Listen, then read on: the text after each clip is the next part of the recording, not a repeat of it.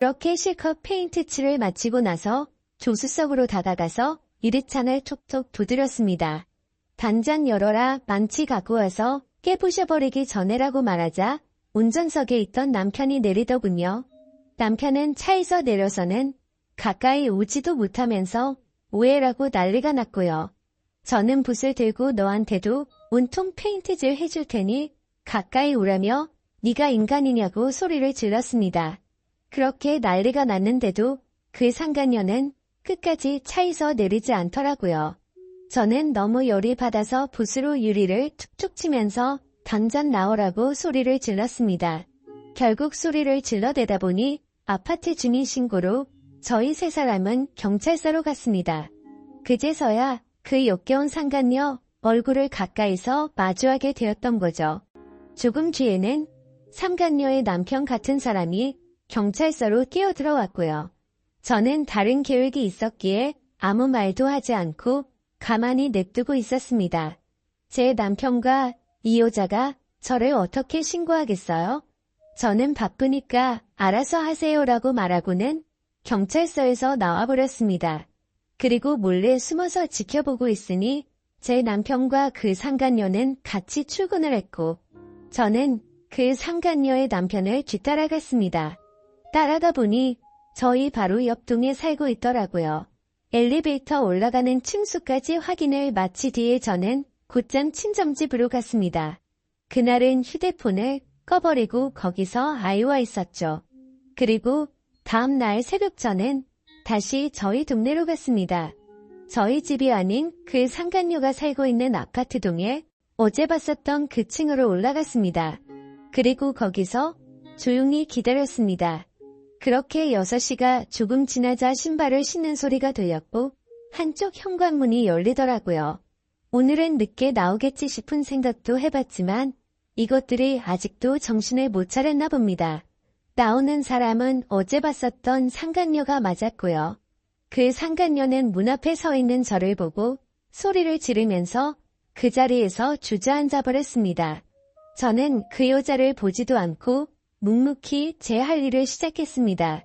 가져온 페인트 통붓을 듬뿍 발라서는 그 상간녀 집 현관문에 적기 시작했습니다. 이 집에 상간녀가 살고 있어요. 일찍 일어난 상간녀가 유부남을 꼬신다라고 적었습니다. 그 상간녀는 소리를 지르기 시작했고 저는 아무렇지 않게 아주 태연하게 계속 글자를 적어나갔습니다. 카풀 뜯어먹는 소리 안에 차에서 이상한 짓이라고 적고 있는데 갑자기 그 집에서 그 여자의 남편이 뛰쳐나오더라고요. 저를 보자마자 또 이 아줌마냐고 도대체 왜 그러냐고 하더군요. 남의 집에 무슨 짓거리냐며 이거 전부 다 손해배상 청구할 테니 그렇게 알라고 하더라고요. 저는 그 여자 남편한테 물어봤습니다. 아저씨, 혹시 아저씨도 아침 잠이 많으신가요? 일찍 못 일어나시죠? 라고 물었습니다. 그러자 그게 무슨 소리냐며 아침 잠하고 이 짓이랑 무슨 상관이냐며 화를 내더군요. 저는 제 핸드폰을 꺼내서 어제 녹화한 영상을 보여주면서 말했습니다.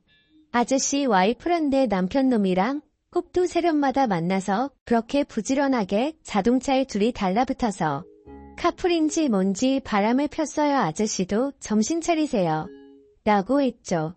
그때 때마침 제 남편에게서 전화가 오더라고요.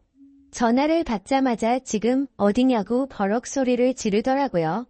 안 그래도 열받는데 저를 또 건들더군요. 그래서 제가 한마디 했습니다. 야, 다음에는 네 차례야. 너는 회사에서 딱 기다리고 있어라. 내가 페인트통 들고 지금 바로 갈 거니까. 그 시각이 아침 7시였는데 그 여자 집 앞에서 소리를 지르고 있었습니다. 또다시 주민 신고가 들어갔는지 곧바로 아파트 경비 직원분들이 올라왔고 저는 강제적으로 그 사람들에게 떠밀려서 엘리베이터에 올라탔습니다. 1층으로 내려가니 제 남편이 이쪽으로 뛰어오고 있더군요. 이젠 더 이상 그 자동차 안에서는 못 기다리나 봐. 라고 했더니 남편이 그러더라고요. 적당히 좀 해라며 동네 창피하게 아침마다 뭐 하는 거냐고요. 그 말을 듣는 순간 피해자 코스프레를 하길래 너무 역겨워서 구역질이 날 것 같았고 정말 너무 화가 났습니다. 그래서 저는 곧바로 소리를 지르면서 말했습니다. 그럼 내가 아침마다 동네에서 한 짓은 뭐냐고 물었고 주차장에서 그 짓거리 한 건 당당하냐고 소리 질렀습니다. 그러자 남편이 제 행동이 질린다면서 제가 원하는 대로 이혼해 준다며 되려 큰 소리를 치더라고요. 아무리 간통죄가 없어졌다고 해도 저렇게 당당하게 이혼을 해준다라는 소리가 나오는 게 어이가 없었습니다. 저는 더 이상 분노를 참을 수가 없었고 들고 있던 페인트 붓으로 남편의 뺨을 쳐버리고 돌아서서 갔습니다. 그때부터 저는 이제 정말 무서운 게 없다는 걸 깨달았죠. 그러자 남편은 뒤에서 온갖 욕을 하면서 동네가 떠나가라 소리를 질러대더라고요. 저는 가볍게 그 말을 무시해버리고 곧바로 택시를 타고 친정집으로 갔습니다. 가서 씻고 나서 마음도 진정시킨 뒤에 본격적으로 이혼 준비를 시작했습니다. 최근에 만났었던 이혼한 친구들을 한자리에 다시 불러서 얘기를 듣는데 정말 처참하더라고요. 제가 앞으로 몇 달 뒤면 저 친구들과 같은 모습이 될 거라는 생각에 암담해졌습니다. 이제 슬슬 좀 현실이 보이더라고요. 제가 이혼을 한다는 것도 그렇고 앞으로는 혼자서 아이를 키워야 한다는 것도 이제 좀 와닿았습니다. 그리고 나서 저는 다시 변호사들을 찾아다녔습니다. 하지만 여러 곳을 다녀봤지만 현실적인 위자료 금액은 거의 비슷하더군요. 그 못된 상간녀에게 받을 수 있는 금액도 비슷했고요. 그런데 그 돈을 받는다고 해서 제가 받은 충격과 분노가 도저히 풀리지는 않을 것 같더라고요. 저는 또다시 복수를 하겠다고 각오를 다잡고 빨간 페인트를 들고서 상간녀의 회사로 찾아갔습니다. 제가 연락을 하자마자 상간녀는 총알같이 로비로 튀어나와 있더라고요. 제가 또 어떤 글자를 어디에 적을지 무서웠겠죠. 저를 보자마자 제 손을 잡고는 로비에 있는 커피숍으로 끌고 갔습니다. 테이블에 앉자마자 상간녀가 저에게 말하더군요. 자신이 저번에는 경황이 없어서 가만히 있었는데 적당히 하라고 하네요. 참는 것도 한계가 있다면서요. 그리고 왜 당신 남편은 가만두고 자신한테만 그러냐면서 합의금이든 위자료든 원하는 게 줄 테니까 자신은 좀 내버려 두라고 뻔뻔스럽게 말하더군요. 아무튼 그 여자가 그렇게 당당하게 돈 이야기를 먼저 하길래 제가 얼마나 줄 거냐고 물어봤습니다. 그러니 본인도 여기저기 알아보니 1,500이면 충분한데 2,000까지 해준다고 하더군요. 여기서도 2천만 원이라는 소리를 들으니까 갑자기 화가 확 나더라고요. 그래서 저는 내 등에 가격표라도 붙어있냐고 왜 가는 곳마다 나한테 2천만 원 거리냐고 했습니다. 내 35년 인생 가격이 고작 2천만 원이냐고 소리쳤고 그 돈은 걔나 주라고 말했습니다. 나는 내 방식대로 풀고 싶으니까 시간 없는 나 붙잡고 헛소리 짓거리지 말고 당장 네 사무실로 올라가게 앞장서라고 말했습니다. 그러자 그제서야 그 당당했던 여자가 공손해지더라고요. 제 팔을 붙잡으며 제가 잘못했어요. 제가 어떻게 하면 화가 풀리시겠어요? 라며 저에게 매달리더군요. 그래서 저는 말했습니다. 나는 배운 여자라 글을 써야만 풀려. 네 사무실에 상간녀라고 도배를 해야 풀리겠으니까 당장 앞서라고요. 그러자 상간녀는 갑자기 제 페인트통을 잡고 펑펑 울면서 제발 살려달라며 자신이 잘 못했다고 하더군요. 그렇게 로비 한복판에서 그런 일이 벌어지다 보니 지나가는 사람들이 슬슬 저희 쪽으로 몰리더니 웅성거리기 시작했습니다. 그때 또다시 제 남편에게서 전화가 왔습니다. 제가 저번에 회사 간다고 질러놔서 그런지 불안했는 것 같더라고요. 전화를 받아서 말했습니다. 나 지금 너희 회사 로비 왔는데 네 상간녀 사무실 들렸다가 네가 있는 곳 가주겠다고 말했죠. 통화를 듣고 있던 상간녀는 이제 아주 제 페인트통을 끌어안고 펑펑 울면서 잘못했다고 살려달라고 하더군요. 주변을 둘러보니 회사 경비분들도 이제 슬슬 저에게 다가오고 있었습니다. 요즘 참 태어나서 처음으로 경비하시는 분들이 저를 무지 좋아하는 것 같더군요. 상황을 보니까 어차피 상간녀 사무실로 들어가긴 힘들어 보였습니다. 그래서 로비에서 끝장을 봐야겠다라는 생각이 들어서 사람들 다 들으라는 듯 큰 소리로 말했습니다. 바람은 네가 내 남편이랑 폈는데 내가 왜 용서를 해야 하냐며. 내 20개월 된 아들 인생은 앞으로 어쩔 거냐고 소리쳤습니다. 내 아들은 앞으로 지 아빠도 편하게 못 보는데 그건 어떻게 할 거고. 한 가정을 처참하게 부숴놓고 말로만 미안하다고 하면 끝이냐고 미안하면 당장 꿇어서 제대로 사과하라고 했죠. 그러자 사람들이 너무 많이 모여서 그 여자도 눈치가 보이는지 망설이고 있더군요. 그래서 저는 그 여자에게 다가가서 끌어안고 있는 페인트통 뚜껑을 확 열어버렸습니다.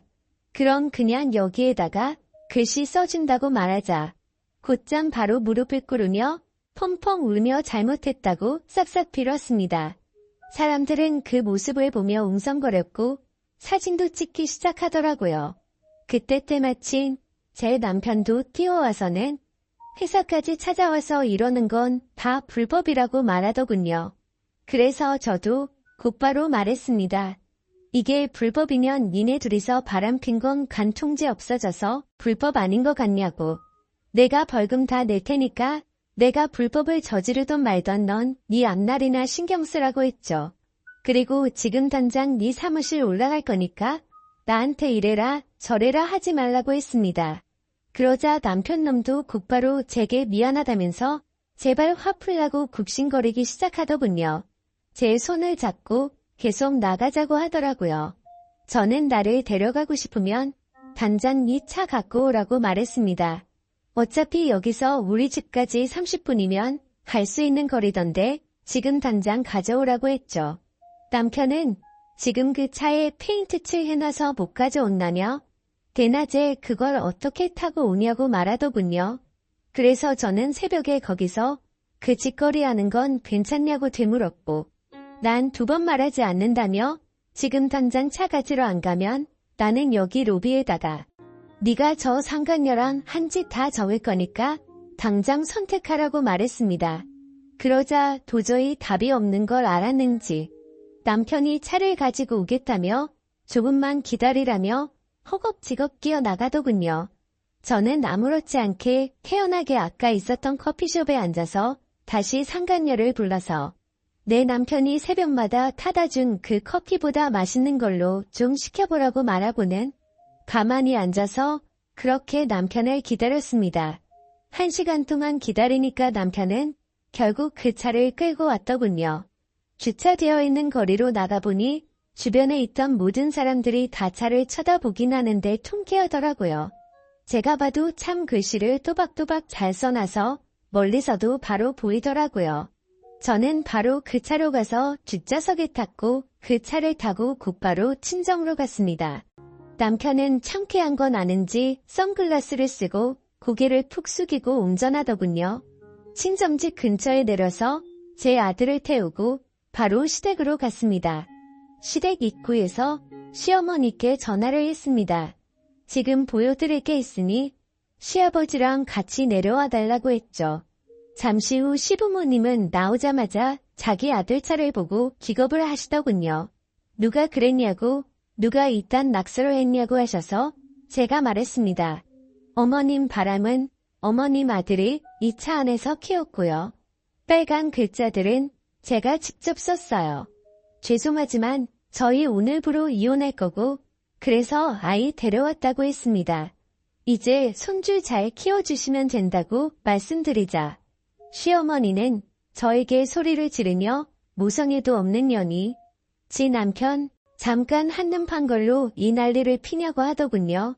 그래서 제가 그랬습니다. 모성애가 뭐가 중요하냐고요. 애 키우려면 돈이 있어야 하는데 이 무능한 남자가 양육비를 주겠냐고 물어봤고 세상 믿을 사람이 없어서 새벽마다 여자의 환장에서 바람 키운 진순놈을 믿겠냐고 말했습니다. 앞으로 제가 직장 구해서 양육비도 제가 드릴 테니까 어머님은 손주 잘 키워달라고 말하고는 뒤돌아서 걸어갔습니다. 그러자 뒤에서 시어머니는 소리를 지르면서 온갖 욕을 하시더라고요. 주변을 둘러보니 동네 주민들도 나와서 남편 자동차를 구경하는데 참 이게 뭔가 싶었습니다. 그렇게 저는 택시를 타고 친정으로 가는 동안 정말 많이 울었습니다. 저렇게 한풀이를 하고 당당한 척을 했어도 전혀 괜찮지 않았고 너무 힘들었거든요. 제 아이 걱정도 많이 됐지만 저는 어쩔 수 없이 참아야 했습니다. 아이를 위해서라도 제가 돈을 벌어야 했고 그 누구도 믿을 수가 없었기 때문이었죠.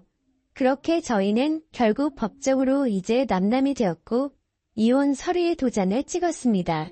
그리고 가장 걱정했던 아이 문제는 잘 해결되었어요. 시댁에서 3일 만에 전화가 오더라고요. 아이 데려가라면서 도저히 안 되겠다고 힘들다고 하시더군요. 남편도 저에게 아이 데려가라고 했고 친권과 양육권 포기각서 받고 다시 데려왔습니다. 그래서 제 아이는 친정에서 엄마가 잘 돌봐주시고 계시고 전 남편에게 받은 양육비에 제 월급까지 엄마에게 드리고 있습니다. 걱정되었던 재산 분할도 잘 받았고 상간녀에게 위자료도 다 받았습니다. 제 돈 들어간 거 다시 받는 거라 뭐 기분 좋고 그럴 건 없었지만요. 그리고 지금 상간녀도 이혼 소송 중이라던데 제가 페인트통으로 난리를 피워서 그런지 제 위자료는 바로 입금했더라고요. 그리고 며칠이 지나서 갑자기 그 상간녀는 저에게 명예훼손을 걸었더군요. 아마 다니던 회사를 계속 다니는 건 어려웠겠죠. 어차피 많이 내봐야 200이라던데 그 돈 한풀이 값이라 생각하려고요. 사실 페인트로 한풀이를 했어도 아직도 화가 많이 남아있고 공허한 마음이 채워지진 않는 것 같습니다. 아무튼 앞으로 제 아들만을 위해서 열심히 일하고 잘 살아보려고 합니다. 부디 다른 분들은 저처럼 이런 마음 아픈 일이 생기지 않으셨으면 좋겠습니다. 감사합니다.